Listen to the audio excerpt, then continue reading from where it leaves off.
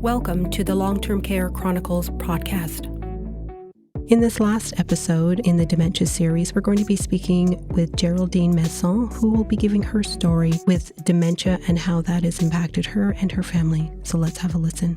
And I just want to say thank you so much, Geraldine, as a family caregiver, coming on and telling your story as to how you have been in terms of supporting someone with dementia. And as well, we have Dean with us from the Ottawa Dementia Society and Renfrew County. So thank you so much. And I guess we'll just start off with you, Geraldine, just to say, how has it been as a caregiver supporting your loved one? How has that been for you? Well, it's been difficult at times, but it began in April of 2011. And I was living in another province. And the difficulty I had there was to try and accomplish and facilitate my husband with different programs and so forth. But I got nowheres for about almost 7 years when we decided to move to Ottawa because my family, my two children, were actually pushing this. My son, who lives here, had some information about the Dementia Society and knew very little because he didn't really contact the society by himself. So he was waiting for me to get here. And we arrived in October of 2017. And approximately, I would say 30 hours after I arrived, I was facing two people at the Dementia Society that just gave me hope, because the first thing they told me is that they were here to help myself and David, and we weren't alone. And I think those are the two sentences that brought me into realizing that I had come to a good place and no regrets so far. So it was a struggle. Even coming here, the moving was difficult, really, because we were excited about starting something new. And I was excited about getting my husband involved. And within, that was in December when I met them. And in January, I had him starting to get ready to go into programs. I had to wait for our OHIP card? Is it health card? Yes. In order for me to register with some of them. But they helped me to advance that a bit. So he began programs, which were simply fantastic. He was in 2 different programs, and he loved it. He enjoyed it, and it gave me my little bit of time to myself. So what gave me there, my ups and downs, I think my down was having to leave my home in my province. That was difficult. I knew I had to do it, and it's just something that was saying to me, well, why? Why are you doing it? So I think that January, I wrote to the province, the Premier and the Minister of Health, telling them why I had to leave. And they responded very quickly and wanted to know why, because they were not familiar. But it was such a long chronology to that, so I'll leave that out because that's difficult to talk about. Yeah. After that, the support I got here, I think, gave me the education I needed. When he was diagnosed, the only person that was really there for me was our family doctor. He used to tell me, now look, there's so little we know of this, but if you can research this and find things for me, then here we go. And he did, and we did that. And that's the only thing that kept me going back home. And but arriving here, I mean, let's face it, there's everything I needed was here. And I've advised him of that, and he was glad because he actually supported me in the move. So I think that was the worst downfall that I had, to worry, to think that I had to move in order to get something done. Because first, I wasn't educated that well on it, the disease. And I knew I had to do something for me as well as for him. So I did get here, and we had a great year from 2017 to 2018, December. I began to feel the weight even though things were just going super, super good, going to connection meetings, going to basic sessions with the Dementia Society was just overwhelming. I began to feel that I was the crisis in this whole journey. It hit me in December. And by that time, I knew that I had to do something for myself, because I didn't really realize how bad it was till I met with Lynn, the organization that was going to help me in decision making. And at the same time, we were about to start that decision making session with the Dementia Society, which Cynthia gave me a lot of information. And so I had to sit down and talk to my kids and say, okay, I think they sensed that I was not the person that I should be. Usually my strength was strong and perseverance always. I began to think that it was time for me, and I knew it, but I wasn't accepting it very well. So when I called Lynn, they came over, and within 5 minutes of her speaking to David, she just nodded her head, and my son was with me. My daughter lives in BC, so she was on conference later on with us, that he should be in long-term care. And I questioned her for that. I said, well, how can you tell that? She says, I'm listening to you. So I actually probably made this decision that, it was me. I was the crisis, not him. So I had 24 hours to decide whether I should admit him or not. And I think that was probably the worst decision that I'll ever have in my life. Married 52 years, it's quite difficult to think you're going to place somebody, that you love, Yep. and being taken care of by somebody else. That's what bothered me the most. Yeah. Someone else was going to be there to care for him, but not the way I guess I was better at it. Yeah. But with dementia, the first thing I learned with the organization, or the society, I should say, is that you have to accept what happens. And there's nothing more you can do about that, but just to be there and to be exactly what you want to happen to that person. And it took me a long time to realize that that was the answer for me. So on January the 2nd of 2019, they found a place that had to be answered within 24 hours. And boy, I went right down to the hour, let me tell you, because my children were definitely supporting this, because they saw that I was having difficulties. And so we decided. And on January the 2nd, we admitted him. And he wasn't confused, because he has a personality that made an entry into a long-term care home unknowingly, but realizing there was a change. And therefore, his first 2 weeks were difficult, the transition.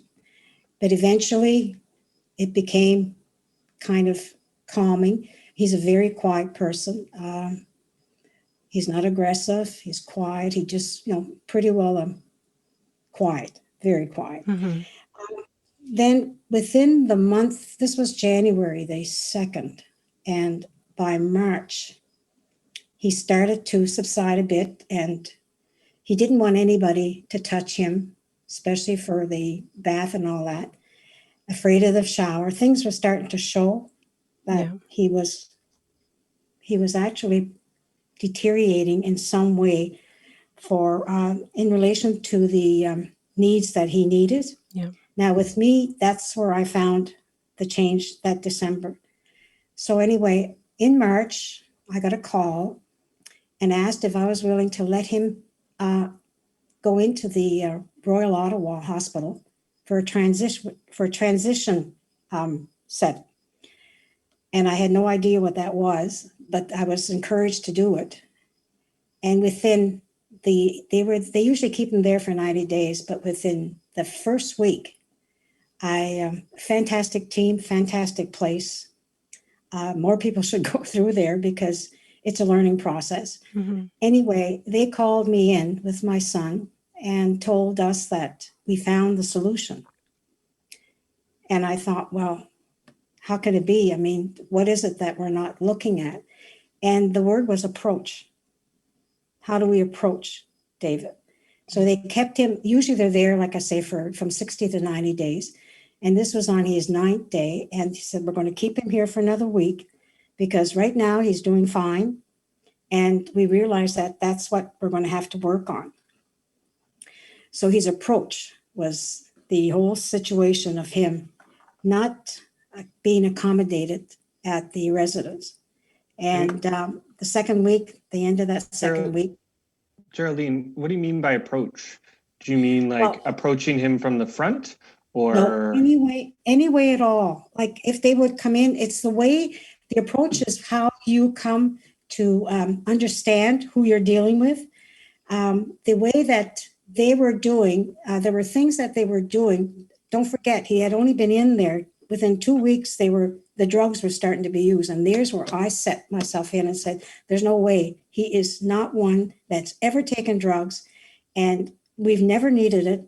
But I had to accept the fact that that was the only way they were going to calm him down and make him more accessible to the things they want to do, especially the shower. He was terrified of the shower, which, that was news to me. There were different little things that were happening. So I think what the approach was about is that things are starting to change. Things are starting to change in the long-term cares and that. And I attended a few of their meetings. And the idea was that there's a way, everybody has to be approached in a different way. David, I think, feared the most of, he was still capable. He was still very much in terms of being who he was. Though at that time, the change was kind of difficult for him. Going into a room with a little bed, he kept falling off that bed. And we tried to resolve that, but it was difficult because anyway, we managed there. But the whole idea with the Royal Ottawa Hospital is that it's how we approach people. Every different person with any type of Alzheimer's disease are approached in a different way. David's very quiet, very not conversational that much with people. And in that stage he was at, it was difficult for him and it was difficult for me. But then once we found out that the approach is what he needed more than anything. And so they worked on him for a week and we were called in, my son and I, to tell us exactly what it was. And they explained that. And the worst part of that, not the worst, I should say, but the shocking part of that meeting was that that he could go from 15 to 20 years in the same status, the same way he is at this present. And I looked at my son and thought, my God, he's going to outlive me if that continues, because he was, at the time, he was 73 and figured 15 years, it's a long ways, but they gave me that hope that I can continue with him the way I was, because we did everything together except that moment, that December moment. I knew that I was at the end of what I could do and stay sane, sort of. So we brought him back and they were given the report, everything else, and things began to change for him. And because he's a very joyful type of a guy and loved to go out walking and things like that. So he was changed. We saw it. And they also saw the approach with him. And the approach was different. So that helped the actual nurse in charge to see how this can be done with other patients too, because we were lucky to get that meeting with them. It was just an opening that came up. And because they're pretty well full up during the whole year. And we were lucky to get in there, but she said, that's something that we need. So they gave her a complete analysis of what he went through and how he managed and all that stuff. And I, of course, was there every day, as I do, except now I'm unable to. So that gave me a bit of a hope that, he would come out doing okay. He's an easygoing person, so but then they told me that he can go on 15 to 20 years. So, Geraldine, what you're saying, I guess with your, thank you for giving that story. But with with him being at the Royal Ottawa Hospital, and then to go back to long-term care, and they, I guess, gleaned from that information from that report that was provided by the Royal Ottawa Hospital to change how they dealt with your husband in the long-term care in terms of a more friendlier approach, a more humanistic approach is what you're saying, and to be able to deal with him a lot better so there wasn't all this other behaviors being expressed. And you said that from that's where things really start to change to be a lot easier at the facility, or? Yeah. Oh, yes, because things are starting to change on the outside of the aspect of that building and the long-term care, because we started attending meetings because they didn't have a family council. So we got together, a couple of us, and said, look, maybe if we got involved more, we would probably have more ideas and more openings to look at this and speak with them. And that's what happened. They began to, they wanted to change the aspect of long-term care. And it's something that they were looking for a word that would make it more like home. So that's basically something that I've sort of worked on quite a bit, still, until a few days ago, I had an issue here. But anyway, I think in respect of the long-term care homes, that was another process I had to learn and get myself educated on that, because I had everything else. And David had an appointment with a doctor over at the center, and he was actually surprised that how well he could communicate at the stage he was at.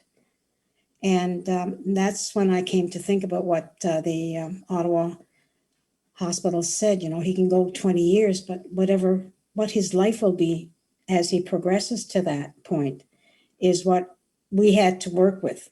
In other words, I had to take more responsibilities. And that meeting to me convinced me that he will never get better. And I can help, though, extend his life, because a lot of what I got with long-term care homes is that they're there to die. They're there to finish off their lives. And that wasn't my case. I said, he's here to live as long as he can. And I think that changed the whole perspective of, when I started, because I was there every day. They sort of blocked me there all during this thing, but I was there on every day. And if something did happen, or I needed a break, I was out there maybe 2 or 3 days. But with all the training I got through the Dementia Society and the groups I was with, the people I was involved with, everything I got and gave me the strength to move on and get something done, and to make sure that it was the right thing, the right way. Because if he was going to live longer than me, then I had to prepare for that. And I had that on my mind ever since I left that Royal Ottawa Hospital, because when they told me how long he could go, that gave me another insight to say, well, better look at this too. But I have a family. I have 2 children. My son's here, my daughter's out west, but they're very attached to their father. And I have no worries of, how things are going to go if I should pass before him, because they're set and they know. And my daughter's been here quite often, even though she is out west. But the thing is that is realizing, I think at that point, I realized what the disease was all about.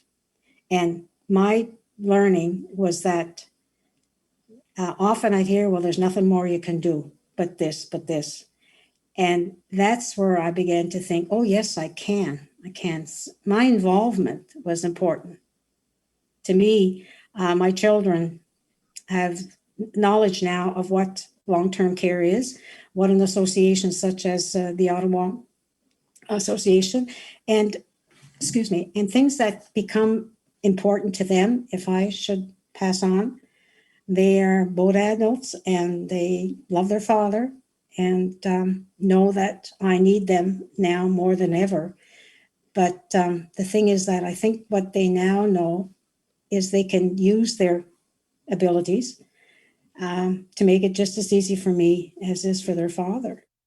I think what's important, what you're sharing here, Geraldine, is the ongoing importance of like a circle of care, like a circle of support, whether you're at the beginning of the journey of dementia or you're in long-term care.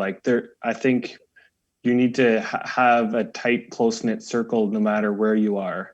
And I think it's amazing that your kids are there and you're teaching them the importance, and they're there to step in when you need a break or when or whatever. So I just wanted to jump in there to share that. Thank you. Because I as well wanted to say, in terms of all of that support that you're receiving, so everything is relatively all open and on the table. Everybody is communicating. Everyone is giving their input.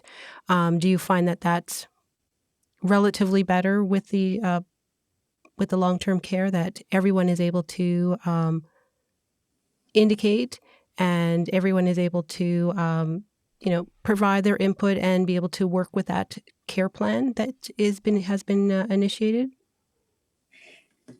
That became difficult at one time, but now that things have just been, I think, when you talk about change, it's since all this has happened with the COVID, I think what has happened is that we got a new owner, and they signed in early, just before the pandemic hit. And prior to that, I think a lot of things were being done that a lot of staff were not aware of, different things that they could be an assistant to different little courses and things like that. But there was no new perspective with that residence. And it's a small residence. There's only, there's only 40 beds there. And it's nice and small and things can be done. Holding staff on a full-time basis is difficult. A lot of them seem to have a difficult time, but lately it's been okay. But the thing with that is the knowledge that we have to know about what we can do as people, and the association, which is quite strong. There's a local and a provincial association. We get 2 daily news briefs from them, and they pretty well keep in touch with the government levels and notify us. But I think what's helped me the most to get through this up to this date is the Dementia Society, because I knew very little about this. And my home doctor back home said, there's something that you should get yourself involved with, is finding out about this disease more than anything, because it was sort of kind of in the cloud down home a bit. It was there, but nothing much was being done. And I think being involved with that society is what has put me where I am today, and believe in what they do, and strongly will follow a lot, and still do, even though my husband's in long-term care, because there's a bit of involvement starting to see what the Dementia Society is doing. And I think their input is going to be very important to the changes, because right now, as you know, they're being kind of looked at with the government because of all what's been happening. We've been lucky. Our building has not been affected so far. And they're strict as you want to be. I mean, I see David once a week, and I'm lucky to get that date. So I appreciate it. Now I'm looking for 2 days a week. And but they're allowing me, when there's a time that I can have 2 visits, they give it to me. Like this week, I'll get 2. It's just that I'm kind of, I don't know, I find I'm stuck in something that I can't do anymore until this sort of alleviates a problem. As Yeah. you know, will it ever end? I'm beginning to think from that last visit with David, which was last Thursday, is that it's going to be a slow process to get out of this epidemic that we're in. And I think it's something that there's another change for me, that I won't see him every day. I can only see him at certain times. My children they allow now 2 of us at a time. So now my grandchildren, the 3 boys, they're starting next week that they'll go in either with me or their father or their mother. Okay. Because you can have 2 at a time. That's the outside. Now, we don't have to be tested for this outside. But Oh, it looks like her video is gone. difficult because they don't have any testing within our range here. The closest place is 22 kilometers, which is downtown. I'm not sure, what was the name of that place? Maybe you can mention that. That's the testing area down by the Carleton University. Yes, I forget the name of it, but what you're saying is that it's not close to you. Oh, no, definitely. Well, you know where we've been going? We've been going over to the eastern part, where we thought maybe they would be able to sort of take us here in a location over on the east side of the place. I'm thinking of the name now. Anyway, we have been going to traveling about an hour and a half to go to Castleman. Oh, wow. So Castleman, and that's the eastern board, and they've opened another one in just outside of Montreal on the border of Ontario. There's a new one they had to open because when we started going there, Castleman, 10 minutes we were done, tested and gone. Now there's about 5 hours wait. so They so what opened would another you one.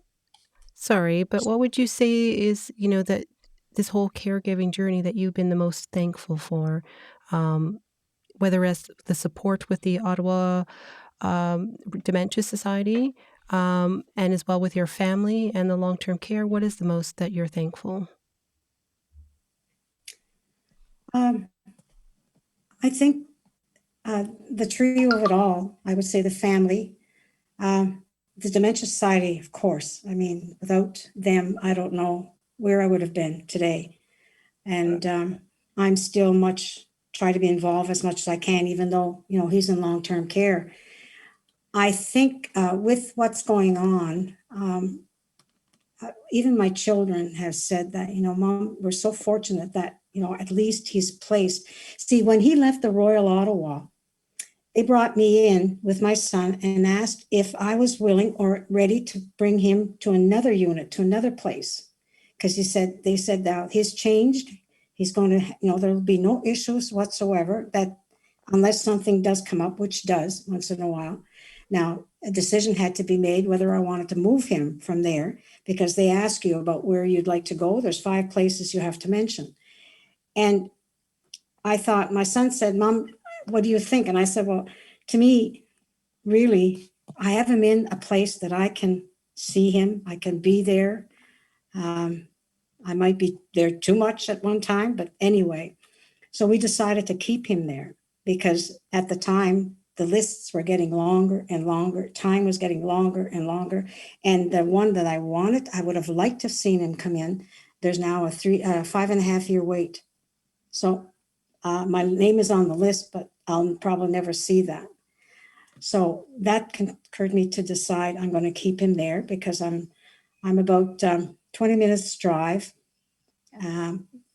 It's in Sarsfield, and I hope that that could stay. But with the new owner, things are really changing because of what's happening in this province pertaining to long-term care residents. There's been a lot of changes. There's going to be lots more coming, big changes, which we're kind of glad in a way. But I think it's going to take a while, but at least they're there and the government is behind them. Yeah.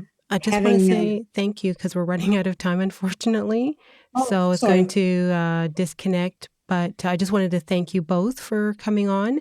And as I said, this will be part of the October series when this will be available. So both just the podcast part of it as well as what's online on the YouTube channel. But thank you. I really appreciate your time. You're welcome. Thank you.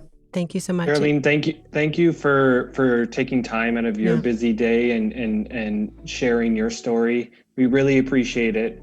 And I'm glad we were able to be so meaningful into your life. So thank you. Thank you to the Dementia Society. That's for sure. Absolutely. Yeah, for sure.